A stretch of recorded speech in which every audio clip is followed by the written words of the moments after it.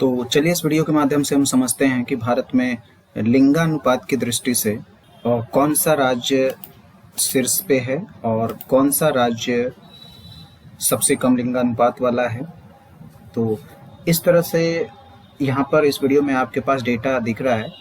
यहाँ पर देखेंगे कि सर्वाधिक लिंगानुपात जो भारत में है, सर्वाधिक लिंगानुपात वाला जो राज्य है वो केरल है। और ये बात करें कि लिंगानुपात क्या होता है, तो लिंगानुपात का मतलब ये होता है कि हर 1000 पुरुष पर, ठीक है, मेल, हर 1000 मेल यानी कि पुरुष पर कितनी फीमेल्स का रेशियो है, ठीक है। तो केरल में 1084, ठीक है, यानी कि 1084 जो फीमेल हैं तो 1000 उस पर मेलों की संख्या है। अर्थात यहाँ पर हम देखें तो लिंगानुपात की दृष्टि से केरल सबसे ऊपर है भारत में। यहाँ पर फीमेल्स की संख्या 1000 पर मेल की अपेक्षा अधिक है। सबसे कम लिंगानुपात वाला राज्य भारत में हरियाणा है।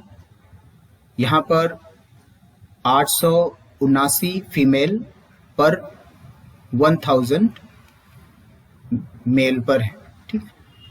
ये लिंगानुपात है यहाँ का। केंद्र शासित प्रदेश की लिंगानुपात की बात करें तो केंद्र शासित में सबसे अधिक लिंगानुपात जो है पुदुचेरी में है और सबसे कम केंद्र शासित प्रदेशों में, ठीक है, जो यूनियन टेरिटरी हैं, दमन एंड दीव का है सबसे कम, केंद्र शासित प्रदेश में सबसे कम, और केंद्र शासित में ही सबसे अधिक पुडुचेरी, ठीक है। और शिशु दर पे देखें, यानी कि 0 से जो 6 वर्ष तक के बच्चे हैं, इन पर अगर जो सबसे अधिक लिंगानुपात वाला केंद्र शासित प्रदेश की बात करें तो अरुणाचल प्रदेश की बात करें तो ये हमारे भारत के राज्य में से आते हैं। और जो अंडमान निकोबार द्वीप समूह है ये हमारे केंद्र शासित प्रदेश में आते हैं, ठीक है। तो यहाँ दोनों पर डेटा दिया, दोनों का डेटा दिखाया गया है। दोनों पे जो भी डेटा बन रहा है, यानी कि अरुणाचल प्रदेश में 972 है और केंद्र शासित प्रदेश में शिशु का लिंगानुपात जो है वो 968 है। यहाँ पर बात करें कि कम से कम लिंगानुपात वाला राज्य और केंद्र शासित प्रदेश कौन सा है भारत में, तो यहाँ पर हम देखेंगे कि सबसे कम अगर जो राज्य की बात करें तो हरियाणा है।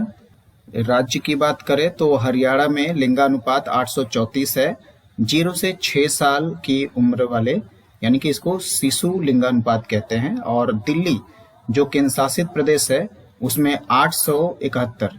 तो राज्य की बात करें तो न्यूनतम लिंगानुपात वाला जो राज्य है हरियाणा है, और केंद्र शासित प्रदेश में न्यूनतम लिंगानुपात राज्य जो शिशु में है वो न्यू दिल्ली कह लो या दिल्ली कह लो, ठीक है। ये आपका करेक्ट आंसर है। तो इस तरह से इस वीडियो में आप नोट बना सकते हैं, काफ़ी इंपॉर्टेंट है। ये आपके यूपीपीएससी एग्जाम्स में अक्सर पूछे जाते हैं, इनमें से आपको 1-2 नंबर आ ही जाते हैं। तो ये जनसंख्या की दृष्टि पर सवाल होते हैं। और एक चीज़ और कि भारत में कोई भी एग्ज़ाम अभी होने हैं, जो लिंगानुपात पर जो सवाल किया जाएगा वो 2011 की भारत में जो जनगणना हुई है उसके आधार पर ही किया जाएगा, क्योंकि अभी तक 2011 के बाद कोई जनसंख्या जनगणना नहीं हुई है। इसलिए आपके सारे आंकड़े 2011 के हिसाब से ही पूछे जाएंगे एग्जाम में। तो इसलिए 2011 को आधार मानकर ही आपको सवाल को सॉल्व करने हैं। तो एग्जाम की दृष्टि से आपको 2011 ही देखना है।